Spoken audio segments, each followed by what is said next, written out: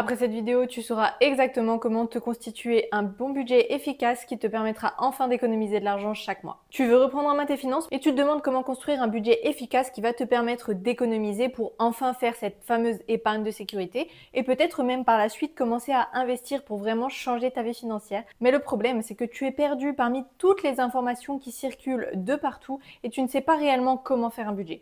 Et c'est pour ça que je vais t'aider dans cette vidéo. Aujourd'hui, je vais donc te faire un récap de toutes les techniques qui peuvent exister pour faire un budget, pour que tu trouves enfin celle qui t'est adaptée. Et on commence tout de suite par la première technique qui est celle du 50-30-20. Une technique assez connue dont tout le monde parle sur Internet, en tout cas c'est ce que j'ai l'impression, qui est la technique de dire que tu dois séparer tes dépenses en pourcentage de tes revenus. Donc c'est-à-dire que quand tu prends tes revenus, tu devrais utiliser 50% de ces revenus pour tes besoins primaires, tes vrais besoins. Donc, c'est-à-dire tout ce qui est logement, transport, alimentation, toutes ces choses, voilà, qui sont nécessaires à ta survie et uniquement à ta survie, elles devraient donc prendre 50% de tes revenus. Donc, par exemple, si tu gagnes 2000 € par mois, eh bien, tu devras utiliser 1000 € chaque mois pour toutes ces dépenses. Les 30 prochains pourcents seront utilisés pour tes envies. Donc là, on va plutôt aller sur les dépenses plaisir, donc tout ce qui est sortie avec tes amis, restaurant, shopping, voilà, toutes les choses qui ne sont pas nécessaires à ta survie, mais qui te font envie et qui te font plaisir. Voilà, tout ça, ça devrait être couvert par uniquement 30% de tes revenus. Et enfin, pour les 20% restants, ça devrait justement être tes économies et tes investissements. Donc tu devrais pouvoir économiser chaque mois 20% de tes revenus ou investir ou les deux selon là où tu en es dans ton cheminement. Dans tous les cas, si tu n'as pas déjà une épargne de sécurité, c'est ça ta priorité. Donc tu dois épargner pour cette épargne de sécurité. Donc voilà, ça c'est la base dont tout le monde parle. Personnellement, je trouve que cette approche est un petit peu trop rigide et que selon ton niveau de revenu, c'est pas toujours gérable. Parce que personnellement, 50% de mon revenu seulement dans les besoins primaires, c'est pas du tout couvert. Clairement, mes besoins vitaux dépassent les 50% de mon revenu. Déjà, cette approche n'est pas vraiment faisable. Et en fait, c'est un petit peu trop rigide selon moi parce que tu peux pas vraiment l'adapter à ton style de vie, à tes besoins, à tes envies et à tes objectifs. Si vraiment tu ne sais pas par où commencer, ça peut être une première étape pour toi, mais je pense qu'il y a mieux à faire. Donc je vais te donner les autres techniques qui sont possibles. La prochaine technique, c'est donc de réduire globalement toutes tes dépenses. Donc quand tu vas faire un état des lieux un petit peu des dépenses que tu fais actuellement, en tout cas ce que tu as fait les derniers mois, tu vas pouvoir déterminer des montants pour chaque catégorie. Donc tu vas enfin te rendre compte de ce que tu dépenses en restaurant, de ce que tu dépenses en courses, de ce que tu dépenses en shopping, peu importe. Tu vas du coup pouvoir remarquer toutes tes dépenses et tu vas pouvoir te dire que peut-être globalement tu pourrais réduire un tout petit peu. Donc peut-être que tu peux faire un petit peu plus attention en course en achetant un petit peu moins de produits transformés ou de gâteaux tout prêts ou de soda par exemple. Peut-être que tu peux faire que 3 restaurants par mois plutôt que 4. Peut-être que tu peux faire une sortie shopping de moins dans le mois. Peut-être que tu fais des repas à l'extérieur tous les midis, tu les achètes. Et bien peut-être qu'au moins une fois par semaine, tu peux te préparer un repas à l'avance et le prendre de chez toi. Voilà, tu peux peut-être faire des petits ajustements comme ça un peu partout qui vont te permettre globalement de pouvoir récupérer un petit surplus qui va lui pouvoir aller dans ton épargne. Si aujourd'hui tu n'épargnes rien, quand tu fais l'état des lieux de toutes tes dépenses, tu devrais pouvoir trouver un peu partout des petites choses à diminuer et à ajuster pour te permettre de dégager une petite somme qui ira, elle, dans ton épargne.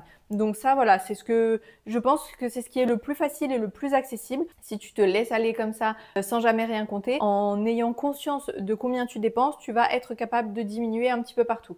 Donc voilà, diminue un tout petit peu le superflu. Dans tous les cas, tes charges fixes, pour moi, elles vont pas forcément bouger, hein, ton logement, etc.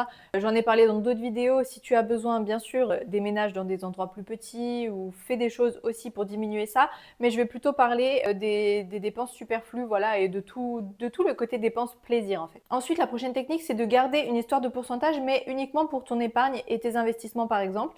Donc, on va parler uniquement de l'épargne ici pour l'instant. Tu pourrais te dire, par exemple, que tu épargnes 10% de ton salaire chaque mois. Auquel cas, selon tes fluctuations de revenus, ton épargne va aussi fluctuer. Donc ce qui est bien avec cette technique, c'est que même si tes revenus augmentent, eh bien ton épargne va aussi augmenter avec. Et donc tu gardes comme ça une très bonne maîtrise de ton argent parce que voilà, ton niveau d'épargne fluctue en même temps que tes revenus. Et c'est un petit peu plus jouable parce que ensuite tu peux ajuster plutôt entre tes besoins et tes envies.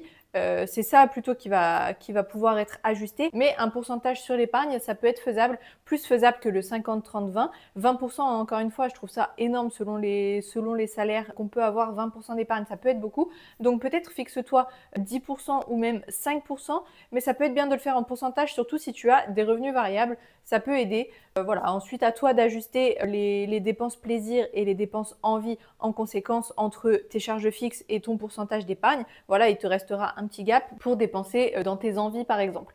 Donc tu peux également utiliser ces pourcentages pour l'épargne, pourquoi pas. Ensuite, la technique suivante, c'est de couper complètement tout le superflu pour avancer le plus vite possible. Donc là, c'est très simple, tu vas utiliser ton argent uniquement pour les dépenses nécessaires et vitales pour toi. Donc comme on l'a déjà dit, le loyer, les transports, la nourriture, tout ça. Et tout le reste, tu vas couper.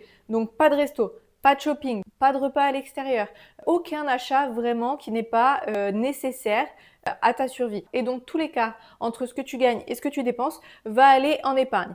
Donc là, on est d'accord, c'est une technique extrêmement drastique. Je ne le conseille bien sûr pas du tout sur le long terme parce que c'est pas comme ça, je pense qu'on peut tenir sur le long terme et qu'on peut vraiment profiter de la vie et profiter de son argent, etc. Mais ça peut être utile et c'est parfois vraiment vital dans certains cas. Si tu n'as aucune épargne de sécurité, si tu es très endetté, voilà, il y a plein de situations qui sont un peu extrêmes pour lesquelles il faut des solutions extrêmes. Peut-être qu'à un moment donné de ta vie, tu auras besoin de cette technique pour avancer beaucoup plus vite, pour te libérer d'un découvert, pour te libérer d'une dette, pour avoir cette épargne de sécurité qui est essentielle à ton bien-être et au fait que tu puisses être serein dans ta vie. Mais voilà, c'est pas quelque chose qu'il faut faire sur le long terme, c'est juste une technique pour moi ponctuelle. Pour les situations extrêmes, on fait ces techniques extrêmes. Et enfin, la dernière technique que je vais te proposer dans cette vidéo, qui est ma technique préférée personnellement et celle que j'utilise le plus au quotidien pour créer mon budget à moi, c'est celle de dépenser uniquement dans ce qui te procure le plus de bonheur.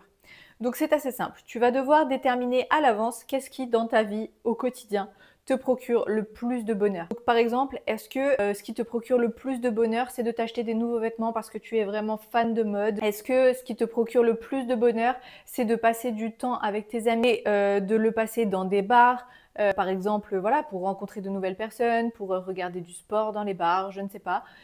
Est-ce que ce qui te procure le plus de bonheur, c'est de manger dans des restaurants pour découvrir plein de nouveaux restaurants dans ta ville? Est-ce que ce qui te procure le plus de bonheur, c'est de payer des activités, par exemple des activités sportives ou des activités artistiques?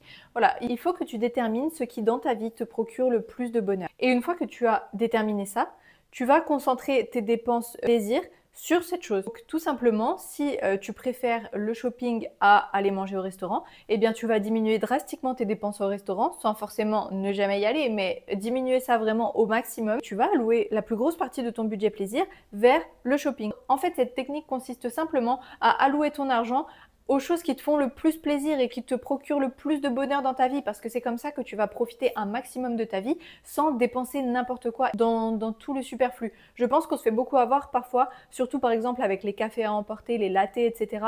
C'est un peu une vibe en ce moment d'avoir un gobelet dans la main, vous voyez, et puis de passer au Starbucks acheter son petit latte. Mais en soi, est-ce que toi, ça te procure un réel bonheur, ou est-ce que tu préférerais pas mettre cet argent dans des restaurants avec tes amis ou dans une nouvelle pièce pour ta garde-robe? Il faut vraiment que tu détermines ce que tu préfères et utiliser ton argent uniquement là-dedans. Et comme ça, en fait, tu vas pouvoir libérer un petit peu les autres dépenses comme ça inutiles qui sont pas vraiment importantes pour toi. Eh bien, tu te les gardes pour épargner. Et c'est là que tu vas vraiment pouvoir économiser et en même temps profiter de la vie. Et pour moi, c'est là qu'on a le meilleur équilibre entre dépenser son argent parce que quand même, on le gagne durement et tout dans la vie coûte de l'argent. Donc, pour être heureux, il va falloir que tu dépenses un minimum d'argent. Mais en même temps, pouvoir épargner, préparer ta sérénité grâce à ton épargne de sécurité et aussi ensuite préparer ton avenir, investir, etc. Pour moi, c'est clairement la meilleure combinaison de dépenser dans ce qui nous rend le plus heureux. Ça paraît logique pour moi et voilà, et c'est comme ça que on se rend compte que finalement, on peut vraiment tout faire et tout avoir dans la vie. On peut dépenser dans ce qui nous fait plaisir et épargner également et être vraiment intelligent avec sa gestion financière. Si jamais tu as besoin d'aide et tu as besoin d'approfondir un petit peu tous ces concepts, je t'invite à commander mon livre dès maintenant. Il est disponible en version papier sur Amazon et également en version digitale sur mon site. Tous les liens sont dans la description de cette vidéo. Et ce livre, du coup, te permettra donc de faire le point vraiment sur ta situation financière, sur tes objectifs, tes besoins et tes habitudes et à créer ton propre budget pour enfin pouvoir atteindre tous les objectifs financiers que tu désires. Voilà, j'espère que cette vidéo t'aura un petit peu éclairé sur toutes les techniques. Je t'invite dès maintenant à regarder un petit peu ce que tu as dépensé le mois dernier, à préparer ton budget pour le mois prochain afin d'avoir pleinement le contrôle sur tes finances et enfin faire tout ce que tu veux avec ton argent. Merci d'avoir regardé cette vidéo. Je te retrouve bientôt dans ma prochaine vidéo et d'ici là, n'hésite pas à me suivre sur tous mes réseaux sociaux.